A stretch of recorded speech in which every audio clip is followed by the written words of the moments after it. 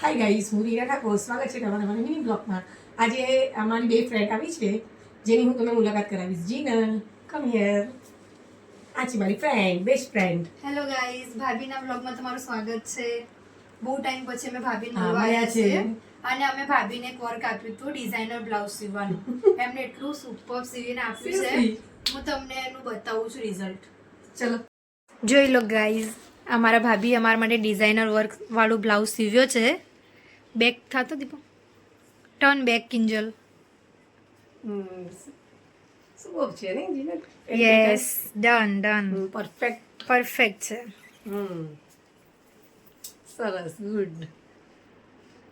હાય કિંજલ, હાય, કેવું લાગ્યું ભાભીનું બ્લાઉઝ? મને આ બ્લાઉઝ ખૂબ ખૂબ સરસ લાગ્યો છે. ડિઝાઇન મને આ ગમી તને? બહુ ગમી છે. આ ડિઝાઇન દેખો, મારો બેક બેક સાઈડ બહુ સરસ છે. હા, એન્ડ મારો ફ્રન્ટ કમ્ફર્ટેબલ છે તું આમાં? એકદમ કમ્ફર્ટેબલ છે. એકદમ સારું બ્લાઉઝ સીવીને આપ્યો છે મને ખૂબ જ ગમ્યો છે. Okay, thank you. મને જેવો જોતો તો એકદમ પરફેક્ટ, એના કરતા પણ સારો સીવીને આપ્યો છે મને બ્લાઉઝ. તમારે કઈ કેવું છે ભાભી?